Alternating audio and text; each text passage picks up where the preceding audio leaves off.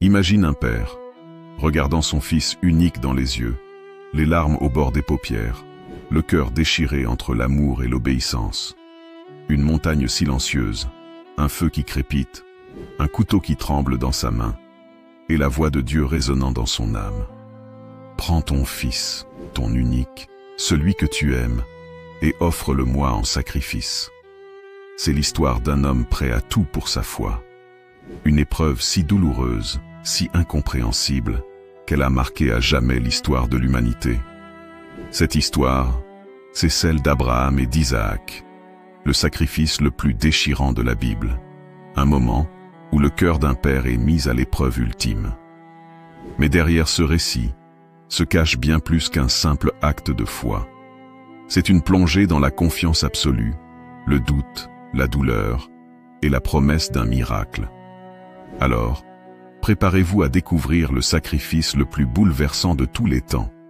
Une histoire qui a traversé les siècles, chargée de mystères, de larmes et de révélations divines. Restez bien jusqu'à la fin, car ce que vous allez entendre changera à jamais votre regard sur la foi, l'amour et le sacrifice. Et avant qu'on commence, si vous aimez les récits puissants, les histoires vraies qui touchent l'âme et éveillent les émotions, abonnez-vous dès maintenant à la chaîne Histoires émouvantes et laissez un like pour soutenir ce genre de contenu profond. Parce que ce soir, ce que vous allez entendre, vous ne l'oublierez jamais. La promesse et l'épreuve d'Abraham. Une narration humaine, vivante, profonde, comme si elle était contée par une voix grave et envoûtante dans une vidéo documentaire captivante. Le ton alterne entre mystère, émotion et tension spirituelle. Au commencement, il n'y avait que le silence du désert et le battement du cœur d'un vieil homme en prière. Abraham n'était pas un homme ordinaire. C'était un homme choisi, appelé, façonné par une voix que nul autre n'entendait. Cette voix, c'était celle de Dieu, invisible, mais présente à chaque souffle du vent, à chaque lever du soleil sur les sables d'Haran. Abraham avait tout quitté pour elle, sa maison, ses terres, sa famille. À 75 ans, alors que d'autres songent au repos, lui s'est mis en marche vers un pays qu'il ne connaissait pas, poussé seulement par une promesse. Je ferai de toi le père d'une multitude de nations. Mais les années passaient, et cette promesse, aussi belle soit-elle, semblait s'éloigner dans le brouillard du temps. Sarah, sa femme, restait stérile. Les saisons défilaient comme les grains de sable entre leurs doigts ridés, et chaque aurore semblait se moquer de leur attente. Comment croire encore, quand la vie s'obstine à ne pas éclore? Pourtant, un soir, sous un ciel constellé d'étoiles, Dieu lui reparla.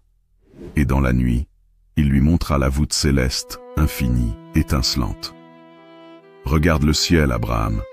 Peux-tu compter les étoiles? Ainsi sera ta descendance. Cette promesse, cette parole céleste tomba dans le cœur du vieil homme comme une braise divine. Abraham crut, contre toute logique, contre toute évidence. Et cette foi, cette confiance insensée, allait bientôt être mise à l'épreuve la plus cruelle qu'un cœur humain puisse endurer. Les années suivantes furent marquées par l'impossible devenu réel. Sarah, cette femme qui avait pleuré toute sa vie de ne pouvoir enfanter, sentit un jour un frémissement dans son ventre. Un miracle, le miracle du rire. Dieu m'a donné le rire, disait-elle. Et quiconque l'apprendra rira avec moi. L'enfant vint au monde, et on le nomma Isaac, ce qui signifie « il rira ». Ce rire n'était pas seulement celui de la joie, c'était celui de la promesse accomplie, de la foi récompensée, du cœur d'un vieil homme comblé au-delà de toute espérance. Abraham avait attendu 100 ans pour le tenir dans ses bras. 100 ans de silence, de doute, d'attente, balayés par un seul cri de bébé. Et ce cri résonna dans le désert comme une victoire sur le temps. Isaac grandit. C'était un enfant doux, curieux, avec ce regard innocent qui semble lire les mystères du ciel. Abraham le regardait courir dans les prairies, rire aux éclats, jouer avec les troupeaux, et chaque jour il murmurait « Merci Seigneur, tu as tenu ta promesse ». Mais ce que le vieil homme ignorait, c'est que Dieu n'en avait pas fini avec lui. La foi qui donne la vie allait bientôt être confrontée à la foi qui accepte de la reprendre. Un matin, l'air était différent. Le soleil se levait avec lenteur. Le vent semblait porter un murmure étrange. Abraham priait, comme chaque jour. Mais cette fois, le silence de Dieu prit une forme. Une voix intérieure, douce et terrible à la fois, se fit entendre. Une voix qui glace le sang même des plus fidèles. « Abraham, me voici, Seigneur. Prends ton fils, ton unique, celui que tu aimes, Isaac, et va-t'en au pays de Morija. Là, tu l'offriras en holocauste sur une montagne que je t'indiquerai. » Le cœur d'Abraham s'arrêta. Ses mains tremblèrent. Il regarda le campement, les tentes, les troupeaux, le rire de Sarah. Et au loin, la silhouette d'Isaac jouant avec un agneau. Un frisson traversa son corps. Cette parole, impossible, inacceptable. Mon fils, mon unique fils, celui que tu m'as promis, celui que tu m'as donné. Il ne pouvait y croire. Était-ce une épreuve, une erreur? Mais la voix de Dieu, cette voix qu'il avait suivie toute sa vie, ne mentait jamais. Alors, dans le silence de la nuit, Abraham pleura. Pas une larme d'homme faible, non. Une larme de père, de foi, d'incompréhension. Car au fond de son cœur, il savait, l'amour véritable demande parfois le sacrifice ultime. À l'aube, Abraham se leva sans un mot. Il prépara son âne, prit 2 serviteurs, et appela Isaac. Le garçon, joyeux, s'empressa de le rejoindre. « Père, où allons-nous ? » »« Nous allons sur la montagne, mon fils, pour offrir un sacrifice à Dieu. » Ils partirent. 3 jours de marche à travers des plaines brûlées, des collines arides, des nuits glacées. Abraham avançait en silence, le regard fixé vers l'horizon. Chaque pas résonnait comme un battement de cœur. Chaque respiration était une prière. Les serviteurs parlaient entre eux. Isaac posait parfois des questions, mais Abraham répondait à peine.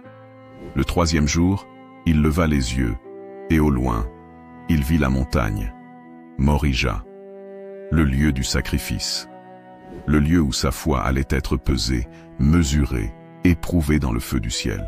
« Restez ici avec l'âne, » dit-il à ses serviteurs.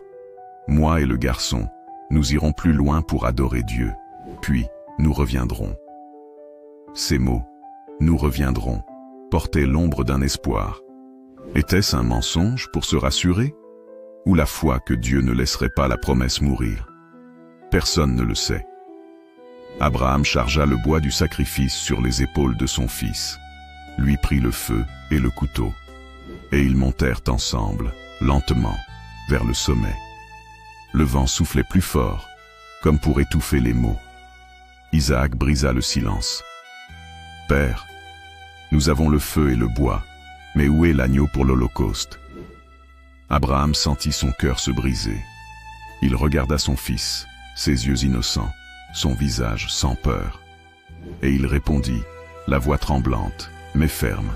« Dieu pourvoira à l'agneau pour le sacrifice, mon fils. Dieu pourvoira. » C'était tout ce qu'il pouvait dire, tout ce qu'il pouvait croire. Et pourtant, il avançait, pas après pas, vers l'inévitable. Chaque pierre, chaque souffle, chaque battement de cœur rapprochait le Père de l'instant où il devrait tout perdre. Arrivé au sommet, Abraham érigea un autel de pierre. Ses mains tremblaient, mais il obéissait. Il disposa le bois, méthodiquement, comme pour retarder l'inévitable. Isaac regardait, calme, sans comprendre. Puis Abraham se tourna vers lui. Et dans son regard, il y avait tout, la douleur, l'amour, la foi, le désespoir. Il prit une corde. Isaac, sans se débattre, le laissa faire. Il avait confiance. Confiance en son père et en ce Dieu qu'il ne voyait pas, mais qu'il sentait à travers la foi d'Abraham. C'est peut-être là, dans ce silence partagé, que le mystère divin se dévoile. Le Fils qui accepte, le Père qui obéit, et le ciel qui retient son souffle. Abraham leva le couteau. Son cœur criait, ses yeux se remplirent de larmes. Le monde entier semblait s'arrêter, le temps suspendu. Et alors que la lame allait s'abattre, Abraham! Abraham! Me voici, Seigneur. Ne porte pas la main sur l'enfant. Car maintenant je sais que tu crains Dieu, puisque tu ne m'as pas refusé ton fils, ton unique. » Un cri, un souffle, une délivrance. Abraham tomba à genoux, sanglotant. Et levant les yeux, il vit un bélier, pris par les cornes dans un buisson. Dieu avait pourvu. Isaac fut épargné. Abraham offrit le bélier à la place de son fils. Et il nomma ce lieu Yahweh Yireh, le Seigneur pourvoira. C'est là que la foi prit un autre visage, celui de la confiance aveugle, mais récompensée. Dieu avait voulu tester le cœur d'Abraham, non pour lui faire mal, mais pour révéler la profondeur de son obéissance. Et à travers ce sacrifice suspendu, une vérité éternelle fut révélée. L'amour divin ne détruit pas, il purifie. Il ne prend pas, il redonne sous une forme plus grande. Isaac vécut. Et de cette vie naquit une lignée, Jacob, Israël et tout un peuple. Le sang de la promesse coulait encore, plus fort, plus pur. Abraham redescendit de la montagne, vieilli d'un siècle en un seul jour. Mais dans ses yeux brûlait une lumière nouvelle. La lumière de celui qui a vu la mort et trouvé la vie. De celui qui a tout donné et tout reçu. Sarah, en voyant son fils revenir, tomba à genoux et pleura de joie. Le camp tout entier célébra la gloire du Dieu d'Abraham. Mais dans le cœur du patriarche, quelque chose avait changé. La foi n'était plus une promesse lointaine, mais une réalité gravée dans sa chair. Il avait compris que la vraie offrande n'est pas celle du corps, mais celle du cœur. Et Dieu dit à Abraham, « Parce que tu as obéi, toutes les nations de la terre seront bénies en ta descendance. » Le sacrifice n'avait pas eu lieu, mais la foi, elle, avait été accomplie. Et ce moment, suspendu entre la vie et la mort, marqua à jamais l'histoire spirituelle de l'humanité. Un père, un fils, une montagne, un couteau, et un Dieu qui arrête le bras au dernier instant. C'est là que naît la confiance absolue. C'est là que le cœur de l'homme rencontre le mystère de Dieu. Il y a des silences qui pèsent plus lourd que les cris. Il y a des obéissances qui brisent le cœur plus que la désobéissance. Et sur la route de Morija, Abraham portait le poids du monde, celui d'un père qui doit offrir son fils à Dieu. Le désert n'était pas seulement devant lui, il était en lui. Chaque pas d'Abraham sur le sable brûlant résonnait dans son esprit comme un écho d'angoisse. Il avançait mécaniquement, les yeux vides, le visage figé dans une obéissance sans expression. Mais au fond de lui, la tempête grondait. « Pourquoi, Seigneur ?» Ces mots tournaient sans cesse dans sa tête, mais ses lèvres refusaient de les prononcer à haute voix. Comment interroger celui qu'il a juré de servir? Comment douter du Dieu qui lui a donné tout ce qu'il est? Il se souvenait du jour où Dieu lui avait promis un fils, du rire de Sarah, incrédule, de la joie quand Isaac était né, de ce premier cri, du premier mot, du premier rire. Et maintenant, c'était ce même Dieu qui lui demandait de le livrer à la mort. Ce Dieu qui avait donné la vie voulait-il la reprendre?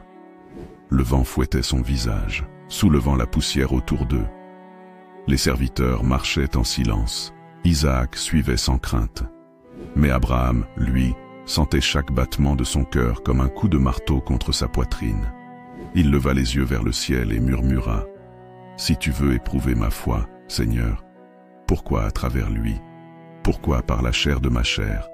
Si je dois offrir un sacrifice, prends-moi, mais pas lui. » Le ciel resta muet. Seul le vent répondit, sifflant entre les pierres du désert, comme un souffle de Dieu trop haut pour être compris. La nuit, pendant le voyage, Abraham ne dormait pas. Les autres s'étaient endormis près du feu, Isaac blotti contre son manteau, le visage paisible. Abraham observait ce visage éclairé par les flammes vacillantes. Chaque respiration de l'enfant était comme un poignard dans son cœur.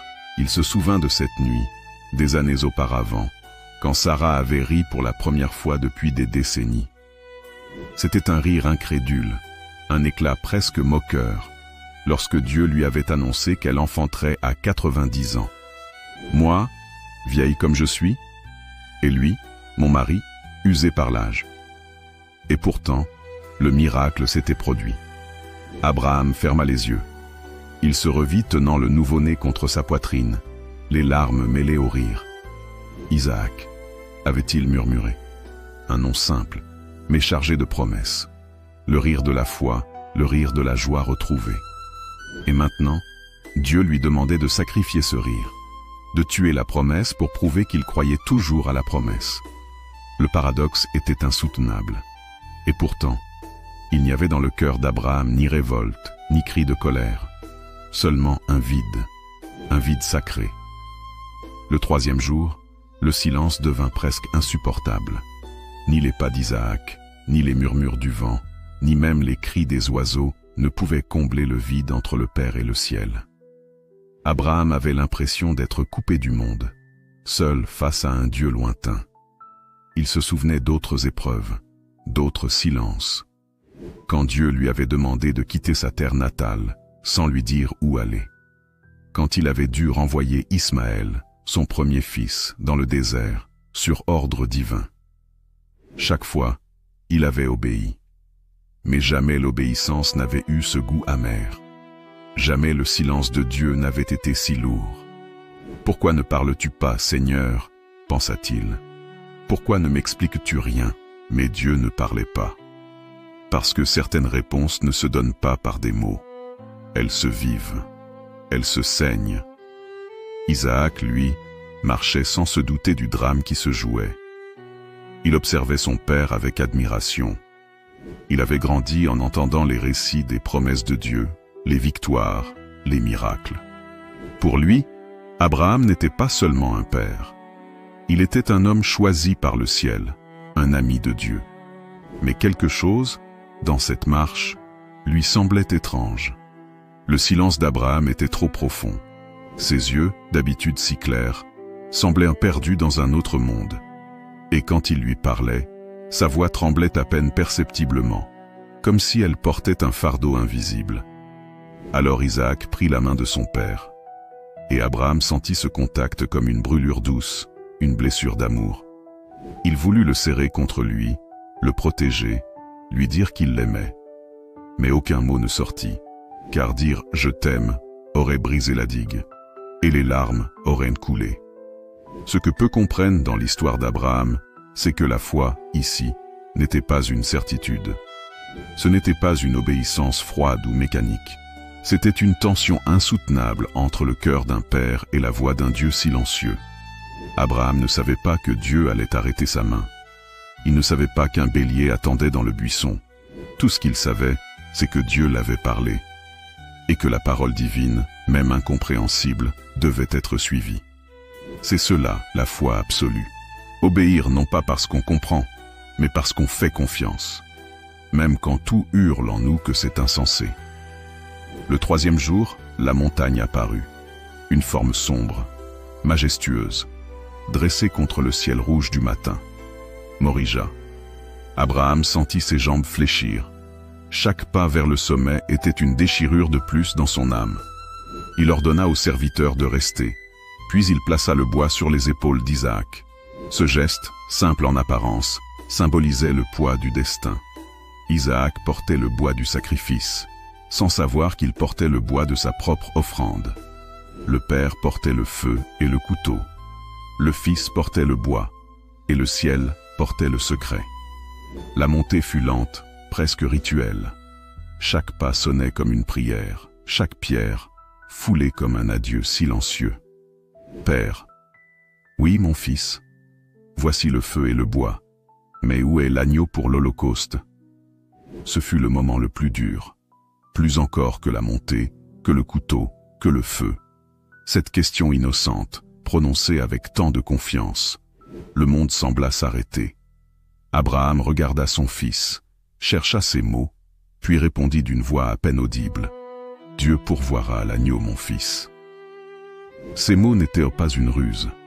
Ils étaient une prière déguisée, une manière de dire « Je ne comprends pas, mais j'espère encore. » Et Isaac, apaisé, continua de marcher. Ce fut peut-être le moment où la foi d'Abraham atteignit son sommet. Parce qu'il prononçait ces mots sans savoir ce qu'ils signifiaient réellement. Arrivé en haut, Abraham bâtit l'autel. Chaque pierre qu'il posait était comme un battement de cœur arraché à sa poitrine. Isaac l'aidait, sans comprendre que cet autel allait être celui de sa propre vie. Puis, Abraham prit la corde, et le monde s'arrêta. Ce fut le moment où le père et le fils se regardèrent, un regard que le temps n'a jamais oublié. Isaac ne cria pas. Peut-être avait-il compris. Peut-être que dans ce regard, il vit l'amour et la foi, et qu'il accepta silencieusement son sort. Le fils ne résista pas au père, parce que le père ne résistait pas à Dieu. Abraham leva le couteau. Le soleil frappait son visage. Le monde entier semblait retenir son souffle. Et dans ce bref instant, tout se figea. Le ciel, la terre, le vent, les oiseaux, même le temps semblait s'arrêter. C'était le cœur de la foi. Ce moment suspendu entre la vie et la mort, entre l'amour et l'obéissance. Le point où l'humain touche le divin. Et dans le silence, au moment où la lame allait tomber, la voix résonna. « Abraham, Abraham, me voici, Seigneur, ne porte pas la main sur l'enfant. » Le cri de Dieu fendit le ciel comme un éclair, et les larmes d'Abraham jaillirent comme une pluie sur la poussière brûlante.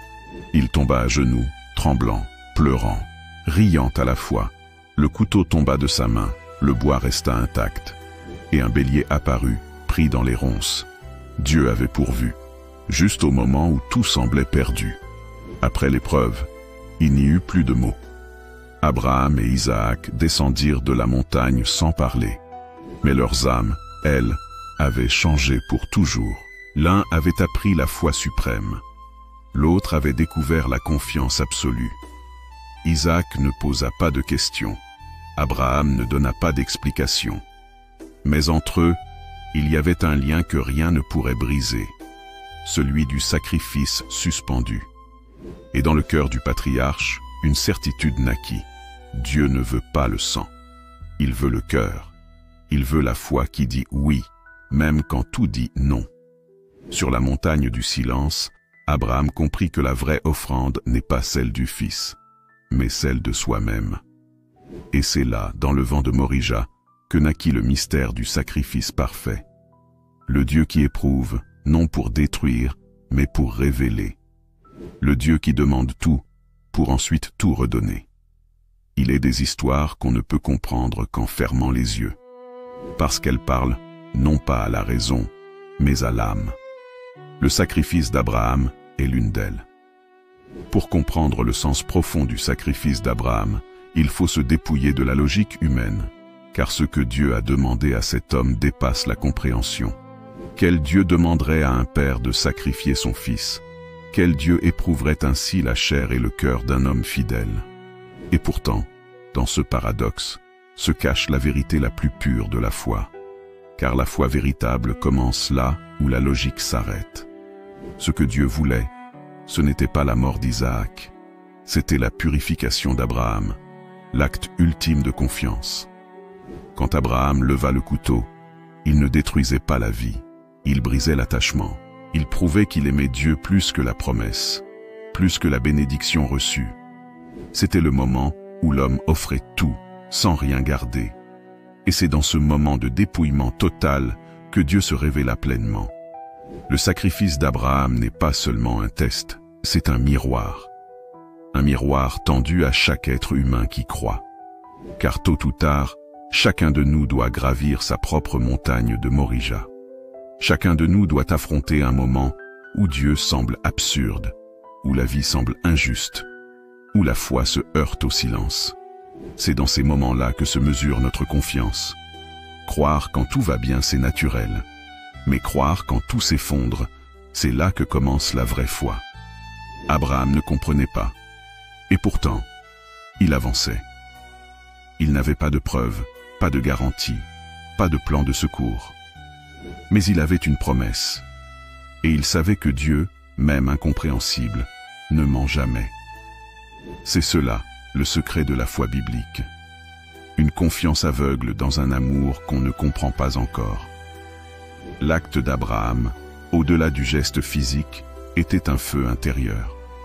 Un feu de purification. Car dans la symbolique biblique, le sacrifice n'est jamais une destruction, c'est une transformation. Le feu de l'autel, dans les Écritures, ne sert pas à anéantir, mais à sanctifier. Et sur le mont Morija, le feu qui brûlait dans le cœur d'Abraham consumait non pas la chair, mais la peur.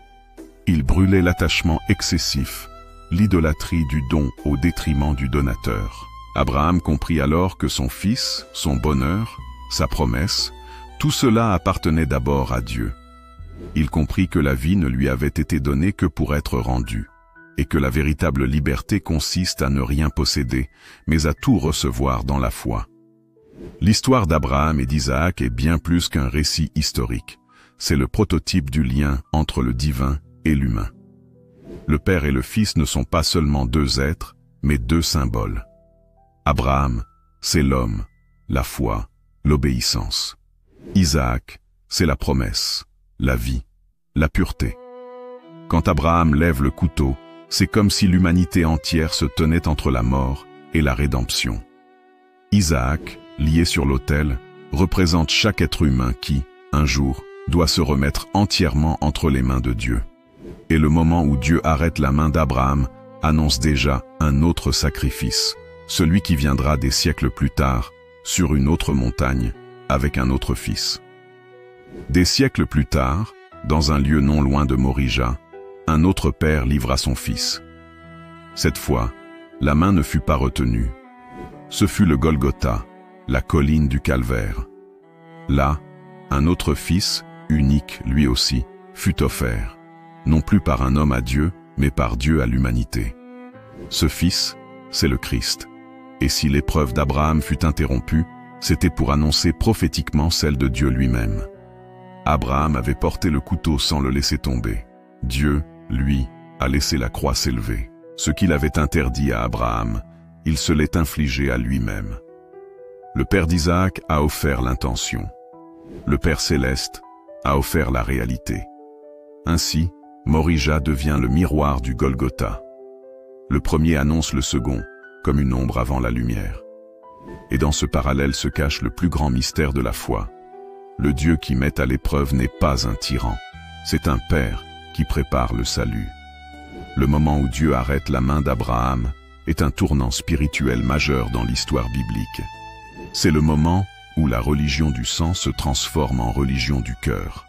Avant Abraham, les sacrifices humains étaient courants dans le monde ancien. Les peuples offraient leurs enfants pour apaiser les dieux, pensant que plus l'offrande était précieuse, plus la faveur divine serait grande. Mais sur la montagne de Morija, Dieu renverse cette logique cruelle. Il montre qu'il n'a aucun plaisir dans la mort. Il ne veut pas du sang des fils, mais du cœur des pères. Il ne veut pas l'agonie, mais la confiance. C'est le passage du sacrifice sanglant au sacrifice intérieur, celui de l'orgueil, de la peur, de l'égoïsme, de la possession. Dieu n'a jamais voulu qu'on lui donne des corps. Il veut qu'on lui donne nos cœurs. Quand Abraham leva les yeux et vit le bélier dans le buisson, il comprit enfin. Ce n'était pas seulement une délivrance, c'était une révélation. Le Seigneur pourvoira. Yahweh Yireh.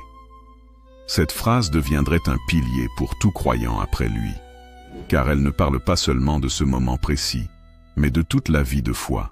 Quand tout semble perdu, quand le couteau est levé, quand l'espoir paraît mort, Dieu pourvoit. Pas toujours comme on le voudrait, pas toujours au moment qu'on espère, mais toujours d'une manière plus profonde, plus juste, plus divine. C'est ainsi qu'Abraham, sur cette montagne, découvrit non pas un Dieu cruel, mais un Dieu fidèle. Un Dieu qui éprouve pour enseigner, qui retarde pour renforcer, qui brise pour reconstruire. À travers les siècles, le cri d'Abraham continue de résonner. Chaque être humain qui souffre, qui perd, qui doute, répète inconsciemment ce cri. Pourquoi, Seigneur? Pourquoi moi? Pourquoi maintenant? Mais la montagne de Morija nous apprend quelque chose d'inestimable. Le silence de Dieu n'est pas son absence. Il est souvent le prélude à une révélation plus grande. Abraham crut dans le noir, et la lumière jaillit au moment le plus improbable. Ainsi en est-il de toute foi authentique. Elle traverse la nuit pour trouver le jour. C'est à cause de cette épreuve qu'Abraham est appelé le père des croyants. Pas à cause de ses victoires, ni de sa richesse, ni de sa sagesse, mais à cause de ce moment précis, celui où il accepta de tout donner. Dans la Bible, Dieu ne loue pas la réussite, mais la fidélité. Et Abraham fut fidèle jusqu'à l'extrême. Son exemple nous enseigne que la foi ne consiste pas à comprendre Dieu, mais à marcher avec lui-même quand tout est obscur. Il n'a pas cherché à raisonner le divin, il a choisi de lui faire confiance, et cette confiance a changé l'histoire du monde. Morija est devenu un symbole éternel. Chaque prière, chaque épreuve, chaque larme sincère trouve son écho dans ce moment suspendu entre la vie et la mort. Parce que le véritable sacrifice, celui qui touche le cœur de Dieu, n'est pas fait d'autel, de couteau ou de feu, mais d'un cœur qui dit « Seigneur, que ta volonté soit faite ». Abraham, en obéissant, a ouvert une porte spirituelle. Il a tracé un chemin pour tous ceux qui, un jour, devront choisir entre la peur et la foi. Et à travers lui, l'humanité a appris la leçon la plus difficile de toutes, que la foi authentique passe toujours par la croix, avant de connaître la résurrection. Le Seigneur pourvoira. Ces mots, gravés dans le souffle du vent, continuent d'habiter chaque âme qui cherche à croire malgré la douleur. Le Dieu d'Abraham n'est pas un Dieu de mort, mais de renaissance. Il ne réclame pas des sacrifices pour détruire, mais pour révéler ce qu'il y a de plus pur en nous. Et si Morija fut le lieu d'un couteau suspendu, c'est aussi le lieu d'une promesse éternelle, celle d'un Dieu qui ne nous abandonne jamais, même quand tout semble perdu. Il y a des histoires qui traversent les millénaires sans vieillir, parce qu'elles ne parlent pas seulement du passé, mais de l'éternité qui dort en chacun de nous. Des milliers d'années ont passé depuis qu'Abraham a levé le couteau sur la montagne de Morija. Les tentes ont disparu, les pierres de l'autel se sont effritées sous le vent, mais l'écho de son geste résonne encore. Car Abraham n'a pas seulement marqué une époque, il a inscrit dans la mémoire humaine la plus grande des leçons. La foi ne se prouve pas par les mots, mais par la confiance, même quand tout semble perdu. Depuis ce jour, son nom traverse les âges comme un symbole universel, celui du Père des croyants. Juifs, chrétiens et musulmans, tous se réclament de sa foi, parce qu'il fut le premier à se tenir debout dans la nuit, avec une certitude sans preuve. Et si son histoire nous bouleverse encore aujourd'hui, c'est parce qu'elle parle d'une vérité profondément humaine, celle du choix entre la peur et la confiance, entre l'attachement et l'abandon, entre le « je veux » et le « que ta volonté soit faite ». 2. Le sacrifice comme miroir de la vie. Quand on relit l'histoire d'Abraham, on comprend que le sacrifice n'était pas seulement un événement ancien, mais un archétype, un modèle intérieur que chacun revit à sa manière. Nous aussi, nous avons nos Isaac, des êtres, des rêves, des projets, des attachements, que la vie finit toujours par nous demander de poser sur l'autel. Et souvent, comme Abraham, nous entendons la voix du renoncement. Donne-moi ce que tu aimes le plus. Ce n'est pas Dieu qui parle forcément, mais la vie elle-même, qui nous arrache ce que nous croyions indispensable pour nous apprendre que rien ne nous appartient vraiment. Le sacrifice d'Abraham est donc aussi le nôtre. Chaque fois que nous devons dire adieu, chaque fois que nous devons faire confiance dans le noir, chaque fois que nous perdons quelque chose ou quelqu'un, et que nous continuons malgré tout à croire, nous gravissons notre propre montagne de Morija. Le génie du récit d'Abraham, c'est qu'il dépasse toutes les frontières. Il est le point de convergence des trois grandes religions monothéistes, le judaïsme, le christianisme et l'islam.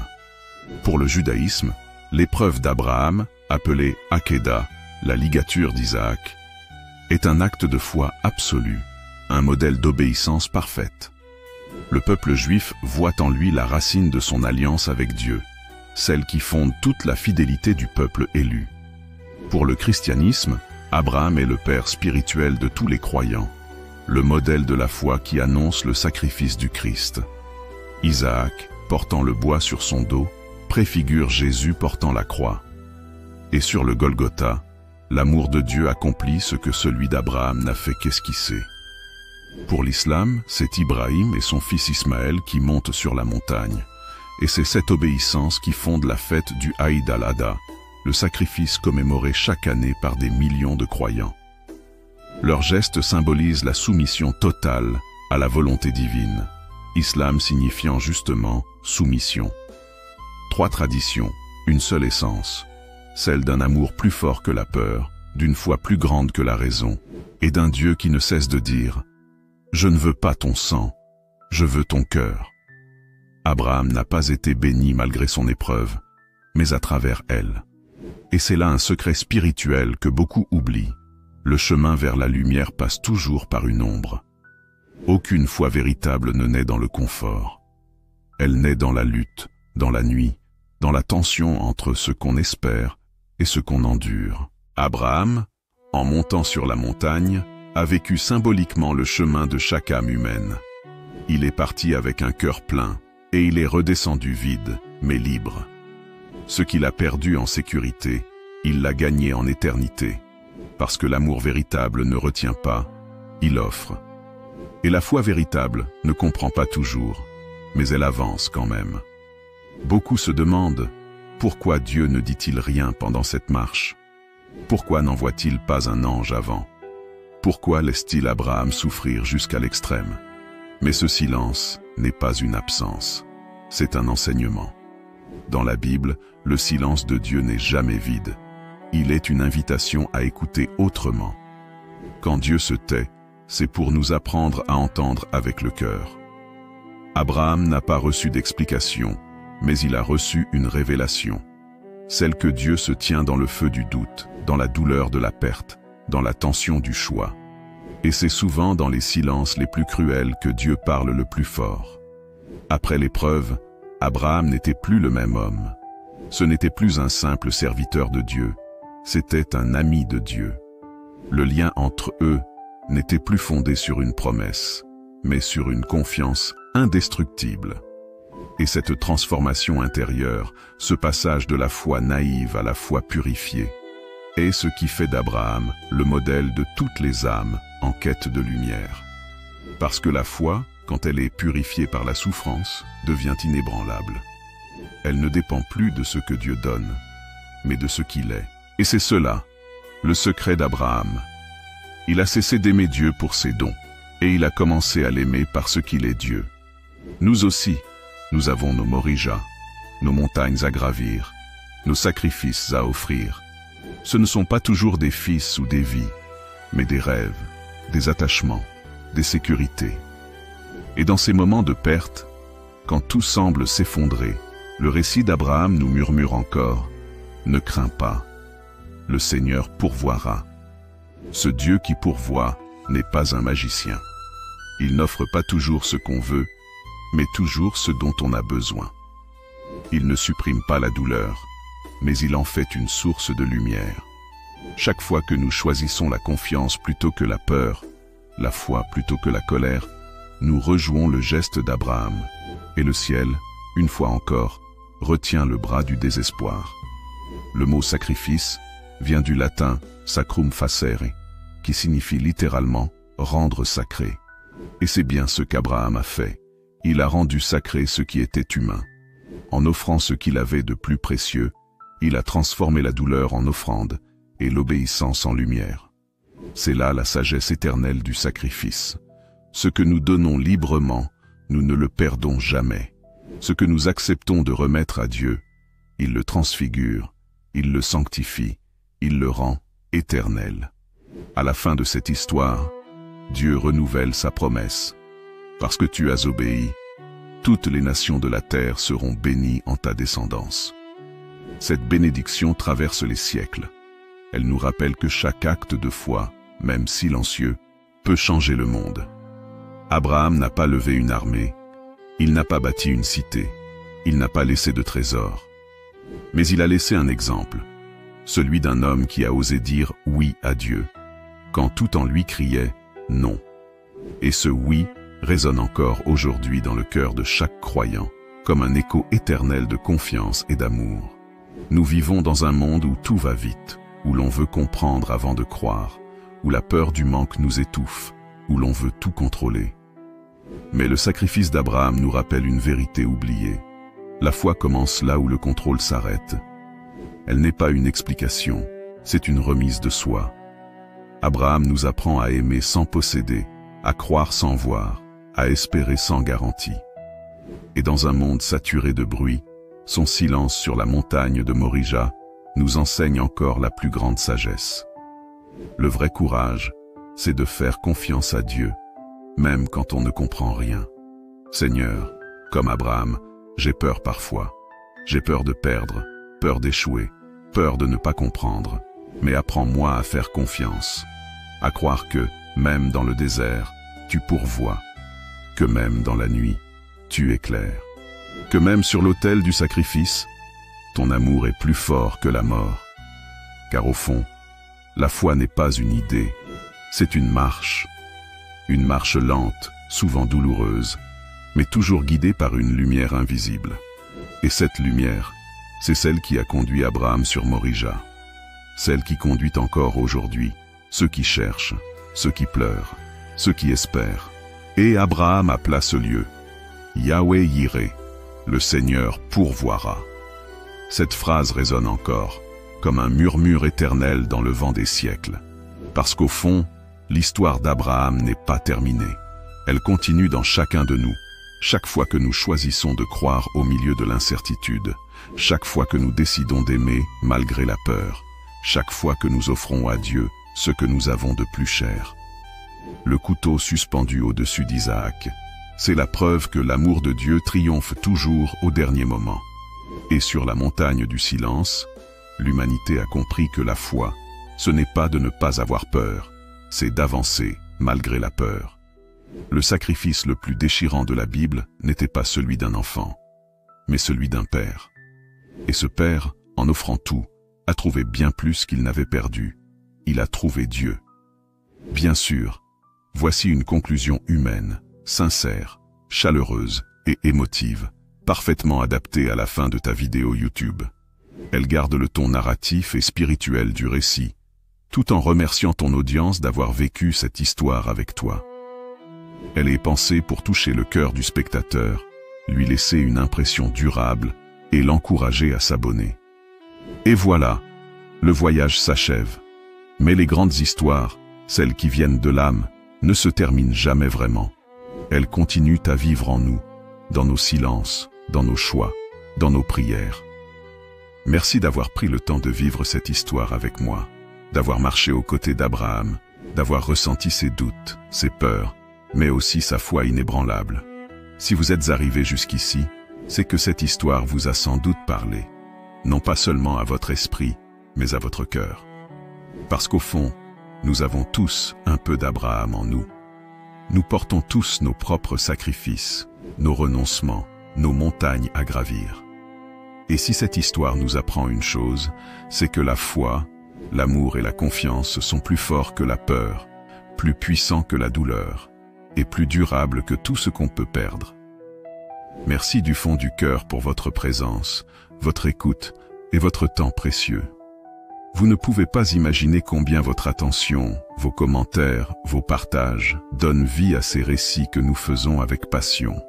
Merci pour votre soutien, votre bienveillance et votre fidélité.